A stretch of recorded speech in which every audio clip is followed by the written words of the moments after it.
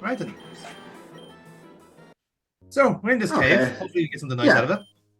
Yep. It's only been what few like it's been only a few days since we were looking at this last. I Yeah, it think. is exactly. So Passage of time is meaningless to all of our viewers who are no doubt watching this absolutely. on the playlist. Yeah, I can't. We got the shit kicked Yeah. out of us there out of the swan, which is very true to life, by the way. I mean, yeah. Never. Have you ever tried to fight a swan? They are sons of bitches. They are. I mean, it is a stag do tradition, James. But I Yep. just did it on my day off, and yeah, didn't go well. So Yep. No. That is having lived for a few years along the along the canal. That we absolutely learned do not fuck with the swans. Dude, don't fuck with swans. Don't fuck with swans. So yeah, no. All right. Well, at least we won. That's it. I love the youngster saying, like, like he goes for a double edge on like maximum power. He goes, that was subtle. Well, it wasn't really. That is a very me thing to do, to be fair. Yeah. It's just like to have such contempt for your Linoon that you're going to suicide it into a double edge. Like, oh yeah. I can get behind that strategy. So I've since we got playing this last, or I'm not sure if I got mentioned in it last time. I've got Burkbot to start playing Arceus. Yeah, I think this come up briefly in conversation. So, but time has passed since the last. Little time has passed. So yes, sure. Her style is if she cannot win flawlessly with taking 0 damage, then she considers it a loss. That's an inner competitiveness there, isn't it? Like that's. Absolutely. Absolutely. You can tell she's a goalkeeper because she wants to keep a clean sheet. That's what that is. No. A clean sheet would mean you win with 6 still alive. She wants to win with 6 unharmed. Okay, so she doesn't want to even have a shot on goal. Okay, that's fair enough. Yeah, okay, she doesn't even doesn't want the others to have a shot on goal exactly. Again, I can understand that. Whereas for me, victory by overwhelming firepower, essentially. Yeah. Whereas for me, I'm like, yeah, I will go into this battle with 40 full heals and 40 max revives, just to like see if I can do this. See, I'm also mindful of this like being on YouTube as well, and I don't like. I know we are kind of lucky in a sense with the Egglocke that we've got access to cool shit early. Yeah. But at the same time, I'm thinking, well, this is gonna be on YouTube. This is gonna be what people are watching. It's almost like the wrong word to use here, but it's kind of an advertisement for this fan-made game. You want to see it. You want to see it on full beans. Yeah. But also, like, you also want to make an interesting video, so we can't storm ahead with levels and just have things like immediately being easy. Like we have to make every battle interesting and attritional in some way, and then have it be some way entertaining. Yeah. Like I think the first game we did years and years ago was Pokemon Brown, and just the level jumps were insane. Like you just didn't get that right. That was before I was on the scene. That's right, and then you jumped in during the prison playthrough, which was not that bad, but still jumps in places. Okay, yeah. Sorry, Noibat, nice. Yeah, it's weak as shit though. It is. I'm mindful of a potential egg here, so let's see if we can get one. Oh yeah, Noibat was always one that I wish I liked more. Like by the time it came out, we had so many great Dragonflyings that it just end up feeling like a Fearow. For example, like you have your Fearow, and you have your Dragonite. Which one are you gonna, or Fearow and your Pidgeot? Which are you gonna take? Yeah, exactly. That's what it feels like. It like when the dragon is the second typing of that Pokemon, and that they literally do mean that it is a secondary type. But this is also it was the generation where they unveiled the Fairy type. So it was the harbinger for dragons being nerfed, and I think it does get an unfair assessment on that. But then again, like that generation was like deliberately weak for dragons anyway. Like you had like the two fossils were Dragon type, but it was Rock and Ice. It was like, Jesus, they're terrible typings. Yeah, it's Rock and Ice and Rock and Dragon, and like Dragon, like Rock and Ice, like fucking hell, and your Gumi as well. Yeah, exactly. And like I said, I've kind of like sympathized towards Gumi in the end, but it's the same difference. Like it's compared to the rest of the pseudo classes, it's just it ain't competition, Should have been Dragon and Poison. Probably, yeah. Like Or at least that would have, water. yeah. But that would have given it the like I can kind of see they wanted to be like, okay, it looks poisonous, so the players will be afraid of it. Yeah. Which But- again, that makes a good level of sense. well designed, but Yeah. who wants a bulky boy? Like whenever you're talking about your pseudos, you want a heavy hitter. Yeah, And, that's what it's there for. It's there to wreck shit essentially. Yeah. But then, like so, you had other Pokemon that generation that could wreck shit anyway, and then you had Yeah. Megas and all that sort of stuff. So yeah, it's fine. Oh shit! I never know the natures and stuff like that. That there is. I always see this as being like a game of inches, where your typing matters so much, your moveset matters so much. Yeah. But they all level out again in the end, so it'll come down to what you're in control of, which is your EVs, your IVs, and your nature, and that's that's what makes your Dragonite better than another Dragonite. But I never know what the natures are good or bad or advantages, what would give you advantage or not. That's always like a level 2 niche or a level 2. Yeah, it is, and I get what you're saying there as well. It's that kind of thing where like again on the competitive front you will you will tailor make what your team to what you're doing. Whereas I think like in a weird way, like when you're playing the game normally, like it's almost like a quirk of what they have. It's like, oh, you got lucky with this Pokemon, or here this one has a flaw, and in a roundabout way, because you're playing these old games and you're almost stuck with what you have in a sense, especially in an Egglocke or Nuzlocke situation, and you realize like, well, we actually have it with our Scizor, don't we? Because we looked out, we get a Scizor early.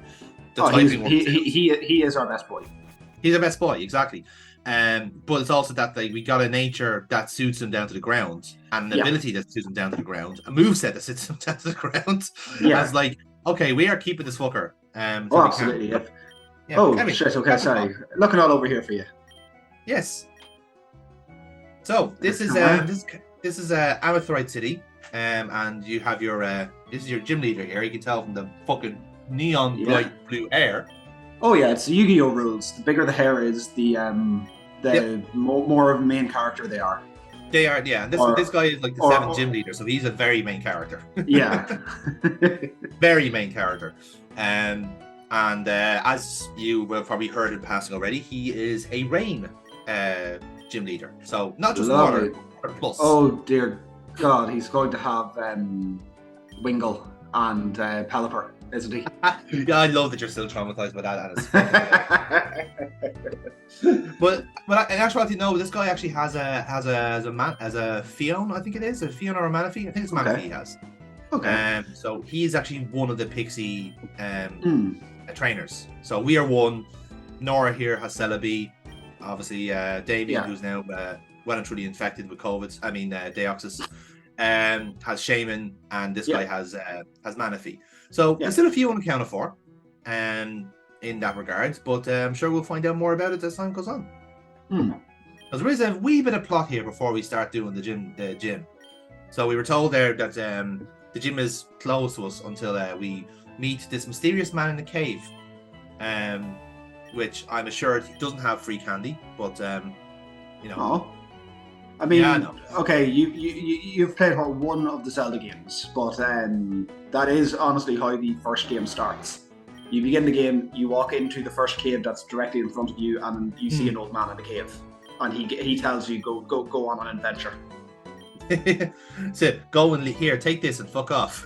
Yeah, like there's 1, 2, 3, 4, 5 games that have that as the like starting moment. Old man in a cave tells you, go on an adventure.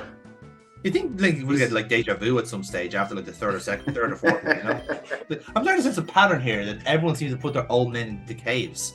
Oh, see, no. They're not running off of the same idea again and again and again. They're paying homage to it. Of course, yeah. They're just by doing it over and over again with no change in repetition. What I mean, what? How many gym leaders do we have? Really? We have 8. How many times has there been 8 gym leaders? About 8 times, I'd say, James. Yeah. Yeah. See, it's perfect numbers. The numbers make complete sense. Well, in fairness, now Gen 2 had 16 gym leaders. That's different, Twice the fun. I mean, was it? No. Look, I do defend Gen 2 as being one of the more ambitious ones that they did. Yeah. But that was kind of like you got your one round of gym leaders and then a boss rush. Yeah, for the second pretty lap. much. That was the fun part, in a sense. Oh yeah. But it wasn't like a full second campaign to work through. No, but that's also from the space restrictions as well. Like there's only so much you could fit in the cartridge. Oh, absolutely.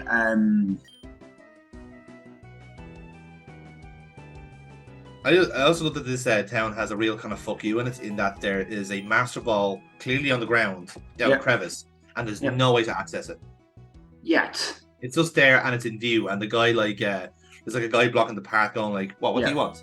You know, they do a similar one in one of the marts where you can clearly see an item, but there's like 3 people blocking it, going like, "Wow, I'm shopping here. Come on, leave me alone." And I mean, you never know what that is. That used to be that like the arbitrary roadblocks was the thing the series was known for. For a while, like your Snorlax, your Sudowoodo, your Kecleon. I'm trying to think of those other ones. The group of Psyduck. I'm trying to think through each of the games, and what was like an arbitrary boundary they put in.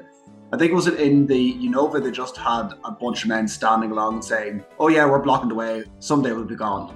Yeah, they had like a Blue Lives Matter parade going on or something. I but like they had referred it to themselves as being like, "Oh yeah, one of these days we'll just vanish."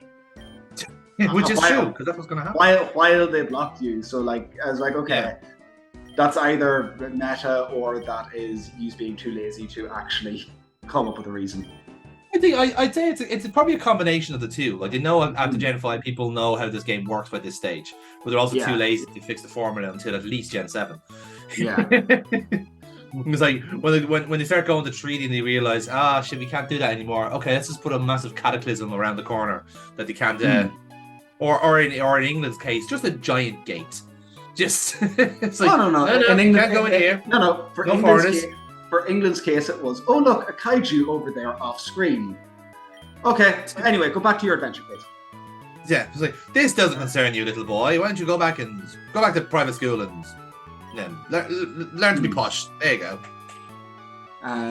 But like, it's still there's so much of a wasted opportunity with the last 2 games last 2 main games to put out. Well, going back, seeing Burkbot play Arceus, it's like, that was a great attempt.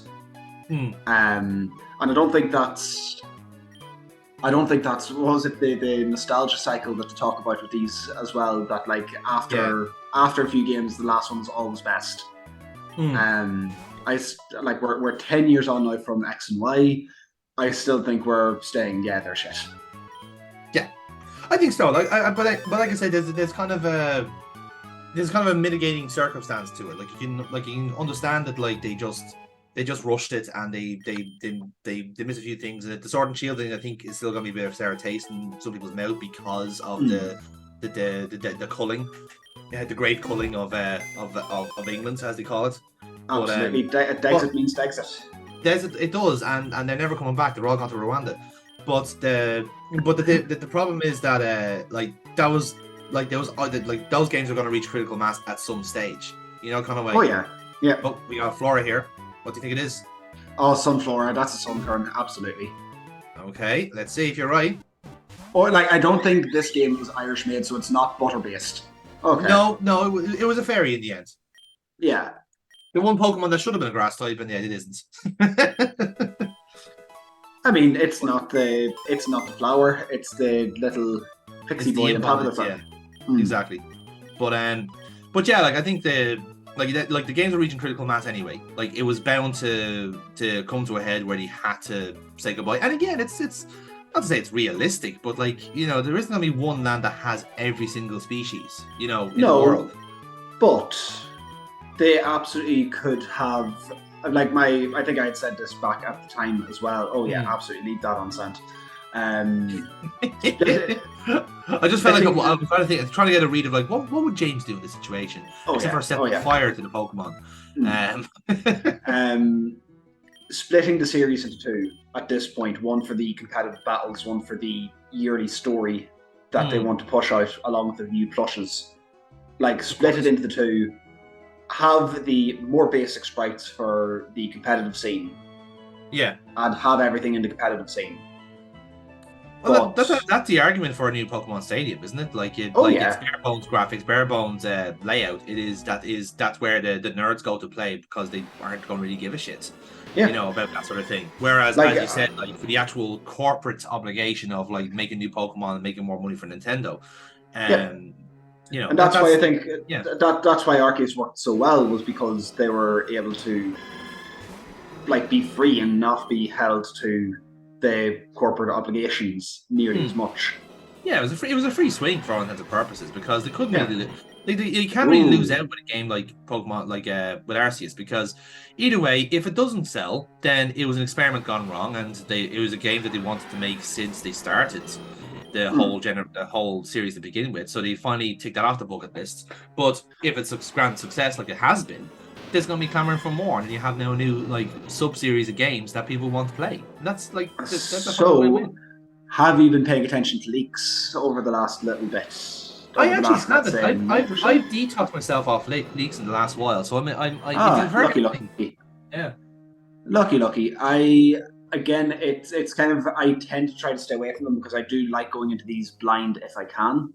Yeah. But on the leaks, I think it was rumors of a Unova on the Switch before it's finished.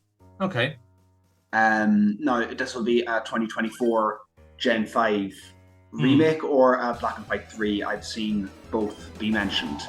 Right, okay. Because I think, is it next year is the 30-year anniversary? Or is that... I thought it's 2025, isn't it? 2025 is the 30th anniversary. Then that means that so Gen 5 is going to be on Switch 2 release, and that's going to be the start of Gen 10. Like that is, I'd say they're absolutely lining that up, but they'll need to put something out in 2024 to tide us over. Yeah, no, I just checked there. It's 1996, so it will be 2026 the 30th anniversary.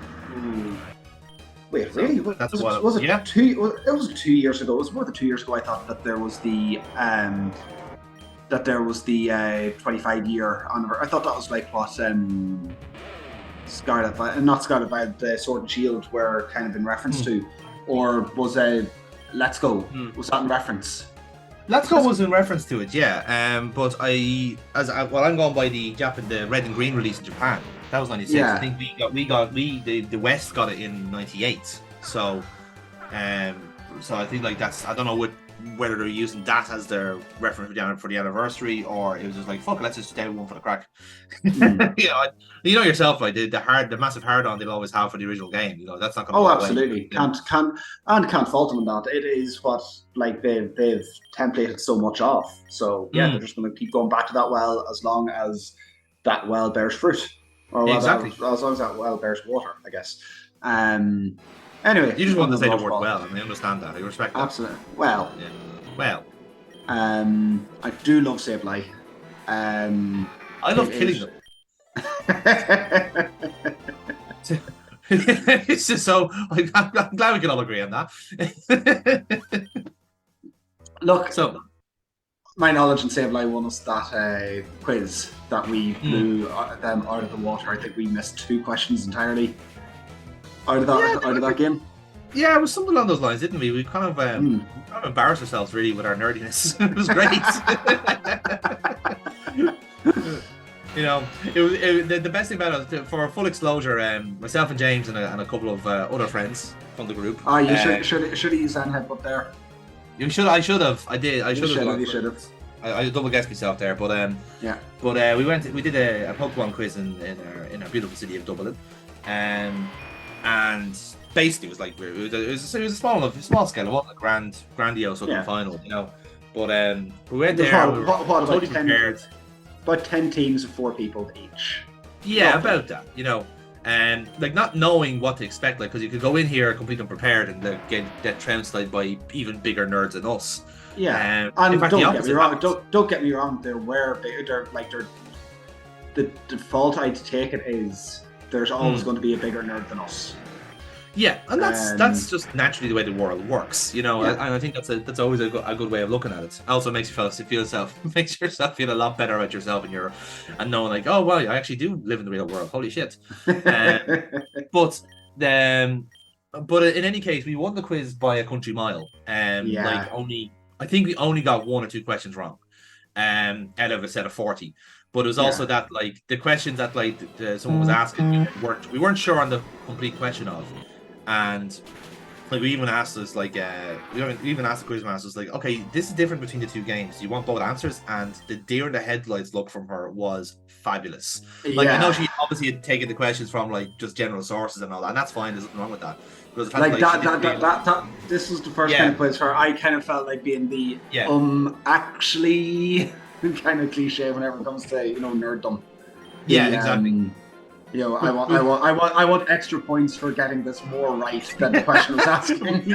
Like we did technically beat the house for all intents and purposes, so I think we are entitled to actually becoming the quiz masters ourselves. But yes, what is Sablei's unique trait whatever it was? Something along those lines. Yeah, we came up with like 2 or 3 answers, and the correct one is its hidden ability is stall, and I double guessed myself so many times on that. But that wasn't even the unique thing that they were looking for. No, it was something completely different, wasn't it? The typing or something like it was something far simpler, and that's when the nerdiness goes against you in a way. But, absolutely. Yeah, but like I said, but it's still a bit of fun nonetheless. But, but it's always the same way. Like with anything like that, like the first, especially because we've like grown up on it, and as kind of Kira was saying off screen there, that the Quizmaster was very clearly a later gen player. So it was kind of like, okay, all of it. We were kind of coming from the opposite region where we'll know the first. Like I know I knew Gen 3 like off the back of my hand, so everything was fucking immaculate in that round. And then suddenly, okay, Gen 4 is my blind spot. I will ask help in the gallery. Also, clearly Gen 2 is your blind spot if you didn't know Draft Rig was normal type. Oh yeah. Yeah, I don't know why I did that. That was weird. This was me like fucking months ago, James. You can't judge me on that, alright? Fuck you, man. Don't call me out like that. I mean, if we're flagging through here saying, "Oh, weren't we fantastic? We know all," and on screen there's a big buttoon. There are 1,000 Pokemon. It's hard to keep fucking track now. All right, fucking hell. No, absolutely. Yeah, but even then, like it's in fairness, Jafferic is again, it's one of those ones where like, is it Gen 2, is it Gen 3? Doesn't really matter. It's shit anyway. But Frigoraph is decent though. In fairness, I got an off screen there because I said just Jafferic was shit. This is going back to our argument about nerdiness, and said that we are looking at it solely from like, it's useless to me, therefore I don't like it. Whereas like who is like kind of playing a game purely more like more pure than we are, for leisure, exactly, for fun as opposed to for serious. For fun. Yeah, for fun. Oh. Yes, I know, fun. Like that's in theory what the games are made for, James. I know. This was news to me as well, but not saying like this is the purely the different perspective. Is that like sometimes Pokemon could just be nice to have in the team. I mean, we don't like criticize Burkbot on our use of all the elephants, which I think it's fair. That's a fair point. I think at this stage she is able to have an all elephant team. It's not that it's close, isn't it? Because like you have to be fair, Donphan, Scarlet and Violet indulged that a bit. Iron Tusks and Iron Treads. Yeah. Who else does she have? Donphan, Iron Tusk, Iron Treads, and Caparaja. Caparaja. So we're up to 4 now. Yeah, we're getting there. It just needs 2 more. Yeah. Like that's the same. Like it's like we like everyone have their own kind of personal favorites anyway. Like I'm trying to think now, what's one like I just objectively have to use. I'm thinking like one that kind of bypasses the competitive aspect and I just use it because it's fun. I'm trying to think now. No, I know. Actually, Growlithe is that Arcanine generally. Yeah. For me, Glisker may not be the best to use, but is if I'm in a single player playthrough, I wouldn't use it because it's too slow to be of proper use. Actually, do you know what it is for me? Actually, because I have one every game. That's the thing. Like, there's one I just got like, okay, this is automatic in. So like, the Nidos are automatically in for Gen 1. Really? Yeah, because you get so early. You get it so fucking early, and like if you have a Nidoran, double kick, Brock is done and fucking dusted. And then with the second gym, if you keep it at Nidorino, Misty's done and dusted as well. Then you evolve it and you get the ground typing, and then Surge is done and dusted. You know, now ironic enough, because it's even poison type, you think it will work for Erica, but that it really doesn't. But if you put like something like Nice Punch or whatever it is, then that's the that's why it's the speedrunner's favorites. Erica had one non-poison type in her team, so yeah, exactly. Poison wasn't going to be too useful there. No. And then you also bring it in that kind of like just kind of kiboshes the whole thing. Like Koga, you can beat Koga fairly well with a Nidoking by itself because if you teach it, you're covered. You can beat Blinn pretty easily with the Nidoking. You can beat Giovanni pretty easily. Yeah, no, they are fantastic to use there, but I'd still think early game they have a same like Gyarados has a great early game, and then it sinks in usefulness around the mid. Yeah, exactly. Once like you get like trainers that have a good electric type, you're fucked. But that's kind of the thing. I think in Gen 2 now, what was Gen 2 for me like that? Ampharos for me was Ampharos was always on my teams as I went. Yeah. That's the thing. Like it's almost like they're the easier options. But I'm thinking like now, what would we want? They're the fourth starter. Stantler was always a prick. It always was tough to beat and then useful on my own team. Yeah. I'm trying to think. I'm trying to think now. What was the? There had to have been a Pokemon that just like objectively, like against all semblance of sense. Because like I said, Arcanine definitely. Oh, we have got plot here. I'm gonna make a guess and say it was Hoppip. Oh god, no, definitely not. Definitely not. Yeah, we got plot here. Yeah. Back in my day. Yep.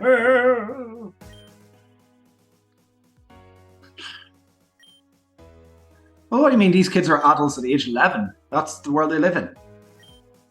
Yes, but James, there's a time difference here. Can you not tell from the silver man wearing armor and a crown? Yeah. And he clearly has a cape. So, if a rumored Black 3 is coming out, or if Unova is coming back, would you... I'd still think give the 2D again, give the 2.5D that we had before. I know people didn't like BDSP first, but I'd prefer that than new 3D models. Yeah, I see. I'm really torn on that because, like, when you said the black and white 3 to me, I said that's actually more interesting to me than an actual like honest to god reboot. Because, like you said, again, like that, like BDSP was a safe option. It was gonna just work regardless of what it was, but it wasn't gonna do anything different. At least with the threequel, there's at least a chance to do something a little bit different, test something, to try out something different, and fuck around with the lore of that gen as well if you want to. Like it is basically the difference between like, do you want to put out a game for the sake of it, or do you want to try something different? You know, and like that, those are like two different like options to me. You know. It also means that you can't really do something like the gimmicks you've seen before, unless like you couldn't like get away with fucking doing the Terrasilize or possibly the you can get away with Megas probably, but you wouldn't get away with the Dynamax and stuff like that unless you had a plot reason for it. So they did away with that. BDSP didn't have any of that in it. So they gave literally a warts and all remake just with a fresh coat of paint on it. Yeah, pretty much. But that's the thing. Is that what you want? Is that what the people want, though? Is the question. I mean, I absolutely loved Metroid with the fresh coat of paint on it. True. But that's all the game needed. Like it's not. We're comparing apples and oranges there, you know. Oh yeah. But yeah. What was I going to say? No, I think BDSP gets hate for what it is, but like in the end, I mean, are you complaining that much? You were given something to say to you until Arceus came out, which was 10 times better. Yeah, that's exactly it. Yeah. So just to keep up with what's going on here, this fellow here now who's still nameless to us at the moment. Basically, he is one of a couple of trainers who have been chosen by God himself, to guard the crystals, to guard the energy crystal that Yarn took a while back, and now it's been shattered. So essentially, they were defeated, and well, I don't think they were defeated as such, but basically the crystal was taken from them, and now they are on a bit of a panic now to get all the crystals back and reunite them and keep the natural order as stated. Now we're not sure what she is referring to there. So we'll have to put a pin on that for later. But let's see. That she is going to be another one of these pixies again. Is my bet. Yeah. So, but the one key thing there in the conversation was that we were already an established trainer. Yeah. But thanks to Gengar and thanks to Persephone basically capturing us, we got amnesia and we had to basically do everything all over again. Yeah. So that's a key thing there. That's why some people are recognizing us already. Yeah. Yeah. But there is more to that, as we'll find out later on in the game. So we have an old friend who wants to see us in this cave.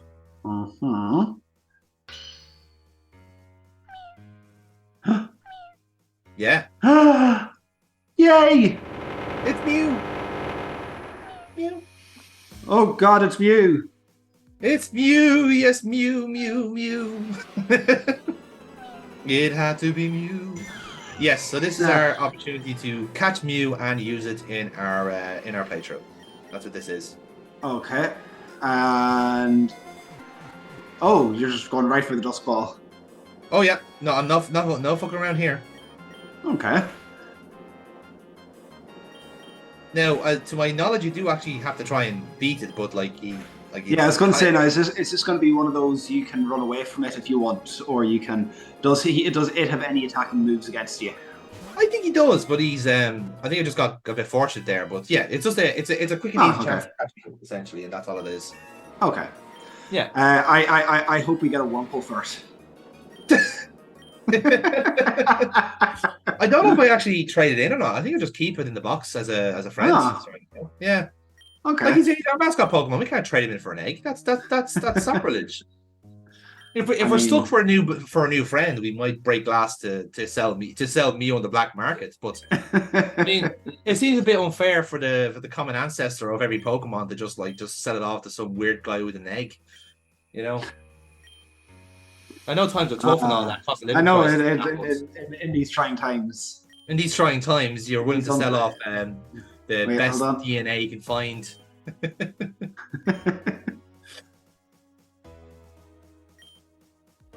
So yeah, now that we caught Mew, we seem to be trusted, all this sort of stuff. And again, Nora now actually asking, how do we know you're the right guy? Yep. And yep, there's your answer. He is the one that Victini picked. Lovely. So that's another pixie ticked off the list. So how many of them have we got left at this stage? Well, again, bearing in mind that this is Gen 6, the only one really that matters plot-wise. Well, there's two. Like Jirachi will be one, but I don't think Jirachi's involved in this as much. Or if it is, I think it's for a trainer later on. It'd be Hoopa is the next one. Yeah, I was going to say, I'm trying to remember what was it, Hoopa, or what was the one that was shaped like a Pokeball? Like it had the bottom half of it shaped like a Pokeball. Yes. I know the one you're talking about. Or am I thinking Gen 7? I think that's a Gen 7 one. I think. I know exactly which one you're talking about, but I don't think it's not involved in this game as far as I know. No, sorry, I'm thinking Diancie for Gen 6 because it was the here's a Pixie that gets a Mega. Yeah, exactly. And then